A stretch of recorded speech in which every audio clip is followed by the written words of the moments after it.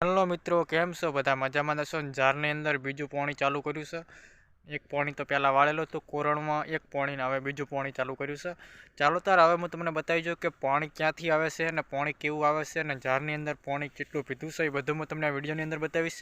Video ગમે તો like, share અને સબસ્ક્રાઈબ કરવાનું ના ભૂલતા. દરરોજ મારા આવા ખેતીવાડીના વિડીયો આવશે. ચાલો તાર હું તમને પાણી બતાવી દઉં પહેલું ક્યાંથી આવે છે. એ બધું હું તમને આ વિડીયોની અંદર બતાવીશ. મિત્રો, અહીંયાથી પાણી આવે છે આ કુંડીમાંથી, જોઈ શકો છો તમે. પાણી અહીંયાથી બધું જાય છે ઝારની અંદર. આ એરંડા તો પાવી નાખ્યા છે એક વખત. હવે પાણી એરંડામાં નથી વાળવાનું, એટલે પછી વાળવાનું છે. એક વખત એરંડા ઉતારી લીધા ને હવે પાણી વાળી દીધું. હવે એરંડામાં પાણી નહીં ચાલુ કરવાનું.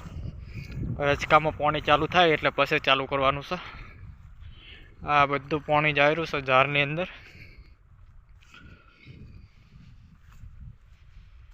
ઝારમાં પાણી ચાલુ કર્યું, ખાતર બીજું નાખીને કમ્પ્લીટ, એટલે ઝારને થોડીક કડકાવા આપી એટલે પછી વધારે વિકાસ કરે ને એકદમ ઝાર આવે. એના માટે થઈને આપણે કડકાવા દીધી, વિકાસ પણ સારો કરે. અમે એરંડા વાણી લીધા ને હવે આપણે ઝારની અંદર પાણી ચાલુ કર્યું છે.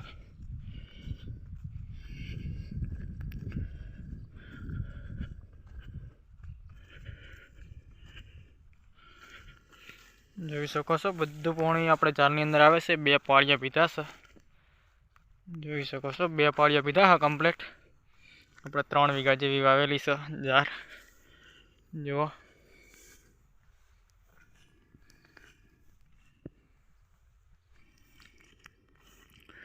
આમાં ઈયળ બહુ પડી હતી એટલે અંદર ફોલેટર પાવડર નાખ્યો ને પછી પાણી ચાલુ કર્યું. એટલે એરંડામાં ઈયળ પડી હતી એટલે પછી ઈયળ આમાં આવતી રહી. એટલે કાતરા જે ઈયળ કે છે કાતરા જેવી આવે ને એરી અંદર બહુ પડી હતી. એટલે ફોલેટર પાવડર નાખ્યો, પછી તપવા આપ્યું એટલે બધા કાતરા હતા એ મરી ગયા. ને પછી આપણે ખાતર નાખી પછી પાણી ચાલુ કર્યું છે. જોઈ શકો છો પાણી હવે આવેલું છે, ચેરો ભરાયેલો કમ્પ્લીટ. ખાતર નાખીને પાણી ચાલુ કર્યું છે. આવી પડ્યું ખાતર.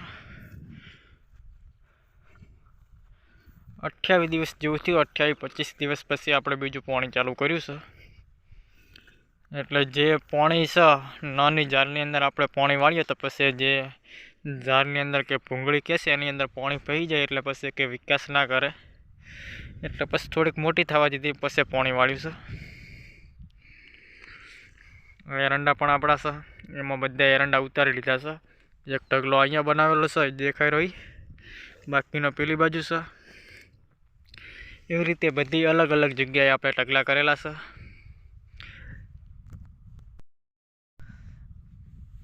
પછી આપણે રાયડો કઢાવવાનો છે. આજે અલર આવવાનું છે 7 વીઘાની અંદર. એક બાજુ ઝારની અંદર પાણી ચાલુ કર્યું એટલે 2 બાજુ પોકી નહીં વળાય, એટલે આપણે ઝારની અંદર પાણી બંધ કરવું પડશે થોડીક વાર, 2 કલાક માટે. પછી આપણે અલરમાં જવું પડશે. 7 વીઘાનો અલરમાં રાયડો કટાવી દઈએ એટલે પછી આપણે ડંઠા વાળવાની અંદર રચકો વાવેલો છે. રચકાની અંદર પછી પાણી ચાલુ થશે એટલે પછી આપણા એરંડાની અંદર પાણી ચાલુ થશે. એટલે 2 જગ્યાએ પાણી થશે એટલે કમ્પ્લીટ વાળવાની મજા આવશે. બે રેલે અડે છે આ બોર, એટલે 2 જગ્યાએ પાણી ચાલુ કરીએ ને તો જ પાણી અડે છે. ઓલો રચકો છે અને ત્યાં આગળ વાવેલી છે ઝાર. આપણે બાજરી, સોરી, અહીંયા બાજરી વાવેલી છે ને અહીંયા ઝાર વાવેલી છે. ને પછી આપણે ધોબલા કોવાનું ચાલુ કરવું પડશે, બાઉન્ડ્રી બનાવવી પડશે. એટલે પછી આપણે વાયર બાંધવા પડશે ઝટકા મશીન મૂકવા માટે. નક્કા પછી ભૂંડ બહુ હેરાન કરશે ઉનાળાની અંદર. આપણે 2 વીઘા જેવું છે, 2-2.5 વીઘા જેવું આપણે જમીન છે એરી ઝાર વાવી. ને હવે ચેરો કમ્પ્લીટ ભરાઈ ગયો છે ને હવે આપણે વાળી લઈશું કમ્પ્લીટ.